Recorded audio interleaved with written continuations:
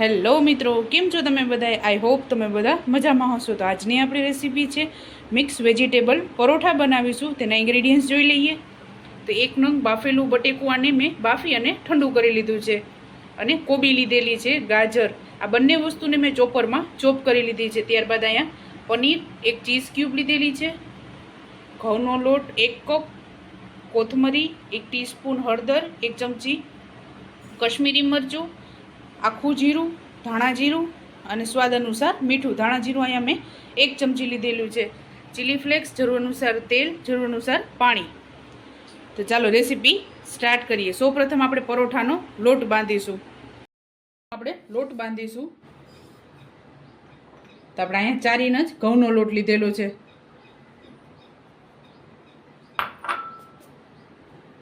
ત્યારબાદ આખું જીરું એડ કરશું.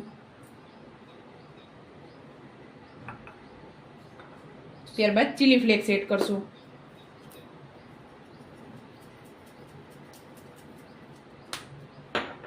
મોણ માટે તેલ એડ કરશું. તો આપણે નાની 2 ચમચી જેટલું મોણ એડ કરેલું છે. ત્યારબાદ મીઠું એડ કરશું સ્વાદ અનુસાર અને થોડી કોથમરી એડ કરશું.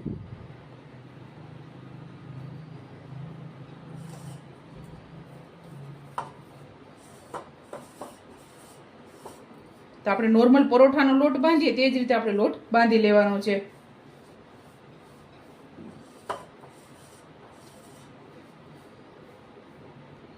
તો આપણે અહીંયા લોટ બાંધી લીધો છે અને 10 થી 15 મિનિટ માટે રેસ્ટ આપીશું.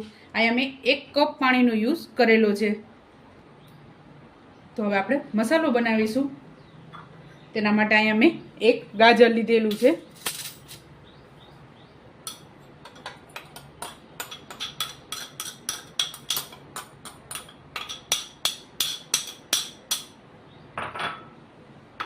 ત્યારબાદ કોબી લીધેલી છે.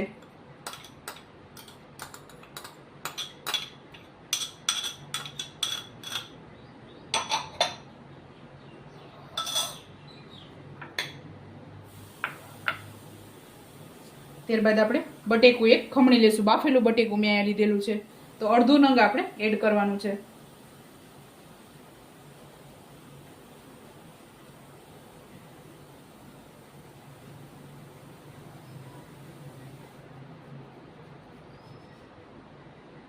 તો આપણે આને ઓવરકુક્ડ નથી કરવાનું બટેકાને, અને ફ્રીજમાં રાખી દીધું હતું મેં આને. ત્યારબાદ પનીર એડ કરશું. ચીઝ ક્યુબ એડ કરશું આપણે.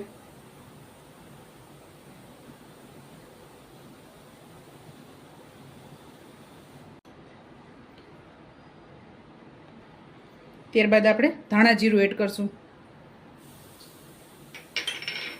અને કશ્મીરી મરચું એડ કરશું. ત્યારબાદ હળદર એડ કરશું.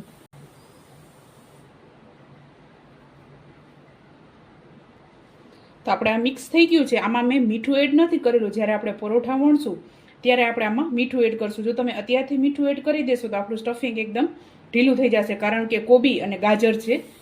એટલા માટે આપણે મીઠું એડ નથી કરવાનું. લાસ્ટમાં જ્યારે પરોઠા વણશું ત્યારે આપણે આમાં એડ કરી દેશું. તો આપણે 10 મિનિટ જેવું થયું છે લોટને, તો આપણે આમાં થોડુંક તેલ એડ કરશું.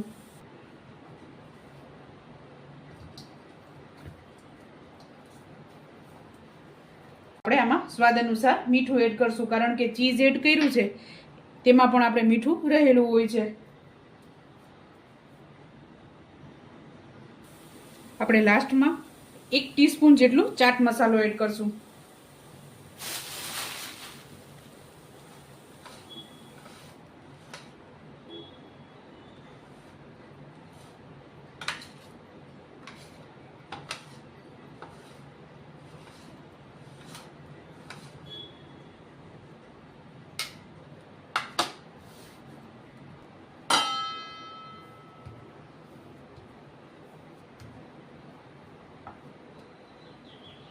હવે આપણે આમાં સ્ટફિંગ એડ કરશું.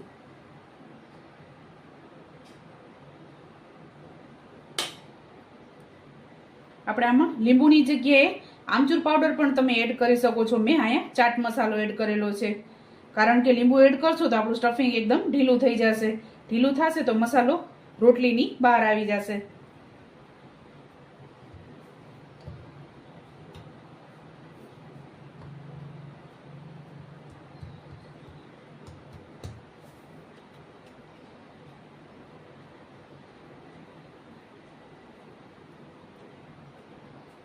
તો આપણે આને હાથની મદદથી આ રીતે દબાવી દઈશું.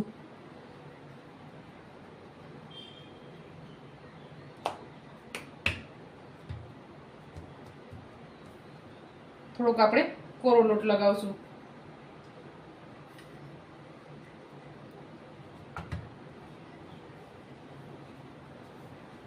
આપણે આને એકદમ હળવા હાથે વણવાનું છે. ને જે સાઈડ આપણે ગોરીંડું વાર્યું છે તે સાઈડ આપણે વણવાનું, એટલે ફાટશે નહીં.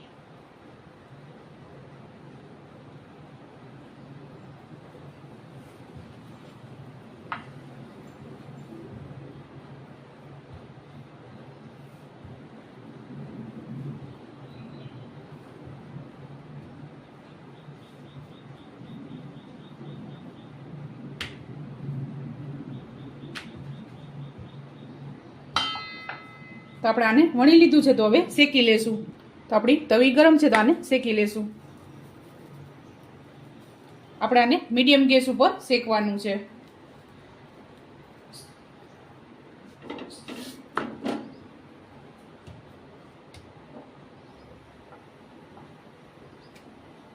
તો આપણે આમાં તેલ નાખી અને આને તરી લેશું. તમે ઘી, બટર, કોઈ પણ વસ્તુમાં તમે આને તરી શકો છો.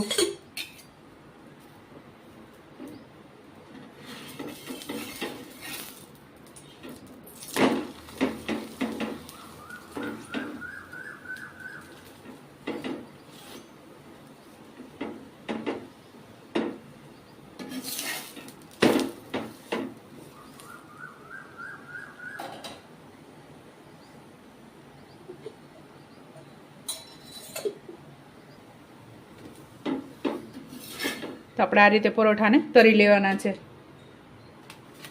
તો આ જ રીતે આપણે બધા પરોઠા બનાવી લેશું. તો આપણા બધા પરોઠા અહીંયા તૈયાર થઈ ગયા છે. ને આ રીતે આપણે અહીંયા સ્ટફિંગ વધેલું છે, તો આને તમે ફ્રીજમાં 2 થી 3 દિવસ માટે કંઈ થતું નથી, તો આપણે આને ફ્રીજમાં સ્ટોર કરી લેશું. અને આને તમે સવારે પણ બનાવી શકો છો. મસાલો તૈયાર હોય તો બનાવતા વાર નથી લાગતી. અને સર્વ કરી લેશું. તો ચાલો મિત્રો, તૈયાર છે આપણા મિક્સ વેજીટેબલ પરોઠા. તમે પણ આ જ રીતે બનાવજો ને મને યાદ કરજો. મારા વિડીયોને લાઇક, શેર અને સબસ્ક્રાઈબ કરવાનું ભૂલતા નહીં. તો ચાલો મળીએ નેક્સ્ટ વિડીયોમાં.